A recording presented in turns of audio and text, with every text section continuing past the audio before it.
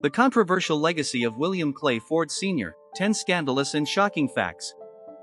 William Clay Ford Sr., the last surviving grandchild of automotive pioneer Henry Ford, led a life intertwined with both the Ford Motor Company and the Detroit Lions NFL franchise.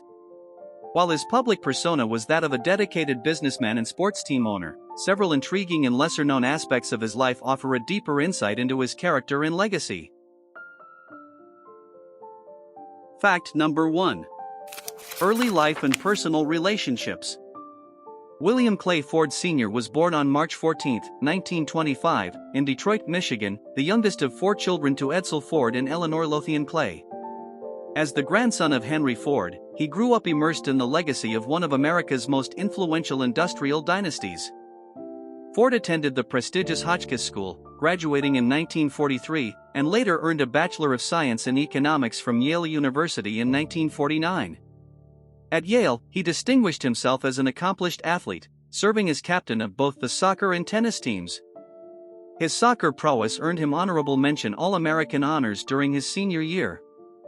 On June 21, 1947, Ford married Martha Park Firestone, granddaughter of Harvey S. Firestone, the founder of Firestone Tire and Rubber Company. Their wedding was a grand affair held at the Firestone estate in Akron, Ohio, attended by over 700 guests, including prominent business and political figures.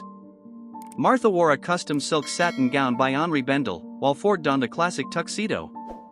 The ceremony was officiated by Reverend Dr. Bernard Iddings Bell, and the couple honeymooned on the French Riviera, a symbol of their privileged status. This union marked the merging of 2 industrial titans, strengthening ties between the Ford and Firestone families.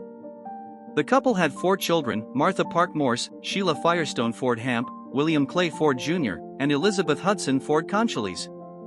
Their enduring partnership became a cornerstone of the Ford family's legacy in both industry and society. Number 2. The Continental Mark II controversy. In 1955, William Clay Ford Sr. launched the Continental division, a standalone luxury brand under Ford Motor Company. Its flagship model, the Continental Mark II, debuted in 1956 and aimed to redefine automotive luxury. The vehicle featured hand-assembled craftsmanship, with each unit undergoing a rigorous inspection process. The design, led by John Reinhardt and overseen by Ford himself, emphasized understated elegance, with clean lines and minimal chrome, a departure from the more flamboyant designs of the era. Priced at $10,000, equivalent to over $100,000 today, the Mark II included features such as leather interiors, air conditioning, and state-of-the-art suspension, positioning it as a direct competitor to Rolls-Royce rather than domestic rivals like Cadillac. Despite its acclaim, including endorsements by celebrities such as Frank Sinatra and Elvis Presley, the car's exorbitant price proved prohibitive. Only 2,996 units were sold before the model was discontinued in 1957, incurring heavy losses for Ford Motor Company. Critics viewed the project as emblematic of Ford Sr.'s struggles to balance innovation with commercial viability. However, the Mark II has since achieved cult status among collectors, with some pristine models fetching upwards of $300,000 at auctions today.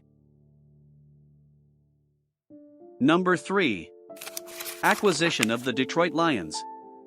On November 22, 1963, the same day President John F. Kennedy was assassinated, William Clay Ford Sr. finalized his purchase of the Detroit Lions for $4.5 million. The timing cast a somber shadow over the transaction, but Ford was optimistic about revitalizing the struggling franchise. As the youngest owner in the NFL, he envisioned restoring the Lions to their 1950s glory, when they won 3 championships. Ford's tenure, however, was marked by consistent disappointments. From 1963 to his passing in 2014, the Lions only achieved 1 playoff victory, a 38-6 win against the Dallas Cowboys in 1992. High-profile failures, like the controversial hiring of head coaches and general managers, became a hallmark of his ownership. Despite criticism, Ford maintained his commitment to the team, stating in a rare 2001 interview, "This city deserves a winner, and we'll keep fighting to deliver that." Number 4. Allegations of nepotism. Throughout his tenure at Ford Motor Company, Ford Sr. faced allegations of nepotism, with critics arguing that his rise within the company was due more to his family name than his capabilities. His appointment as chairman of the design committee in 1957, a position he held for 32 years, was particularly scrutinized. Some insiders felt that more qualified individuals were overlooked, leading to internal tensions and debates about meritocracy within the company. Number 5. The Matt Millen fiasco. One of the most controversial decisions during Ford Sr.'s ownership of the Lions was the hiring of Matt Millen as the team's general manager in 2001. Despite Millen's lack of prior managerial experience, Ford Sr. entrusted him with rebuilding the team. Under Millen's leadership, the Lions recorded the worst 8-season record in the modern NFL era. Ford Sr.'s unwavering loyalty to Millen, even extending his contract after multiple losing seasons, drew sharp criticism from fans and media alike, highlighting his sometimes misplaced loyalties.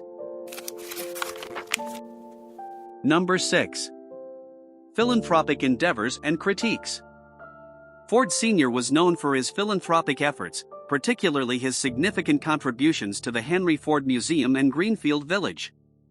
However, some critics argued that his charitable donations were strategically aligned with enhancing the Ford family's legacy rather than addressing pressing social issues.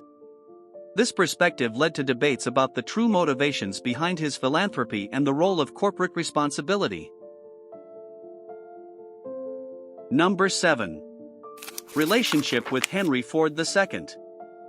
Ford Sr.'s relationship with his older brother, Henry Ford II, was complex. Henry, who served as the company's president from 1945 to 1960, was known for his assertive leadership style. In contrast, William's more reserved demeanor led to perceptions of him being overshadowed by his brother. This dynamic occasionally resulted in tensions, especially concerning decisions about the company's direction and leadership. Number 8. Military service. During World War II, William Clay Ford Sr. served as a pilot in the U.S. Navy Air Corps, training in advanced aircraft maneuvers and reconnaissance missions. His service included postings at Naval Air Station Pensacola, a crucial training hub for naval aviators.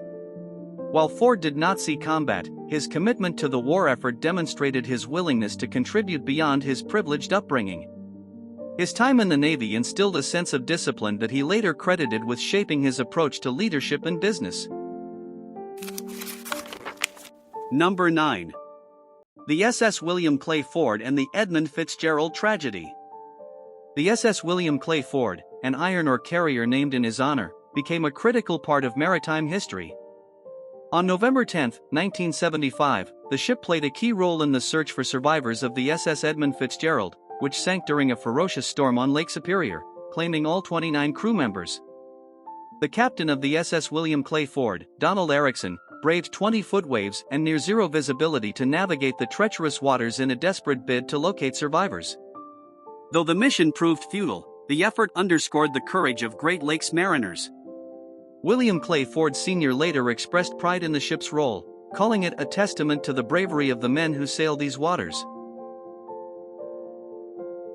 Number 10. Legacy and passing. William Clay Ford Sr. passed away on March 9, 2014, just 5 days before his 89th birthday. His death was attributed to pneumonia, and tributes poured in from across the automotive and sports worlds. His son, William Clay Ford Jr., described him as a quiet force who guided our family and our company with grace. Ford's passing marked the end of the last direct familial link to Henry Ford, symbolizing the closing of a chapter in American industrial history. His funeral, held at Christ Church Cranbrook in Bloomfield Hills, Michigan, was attended by corporate leaders, politicians, and sports figures, reflecting the breadth of his influence. While his legacy is mixed, with successes in design and philanthropy balanced against controversies in business and sports, Ford Sr.'s life remains a fascinating tapestry of triumphs and challenges.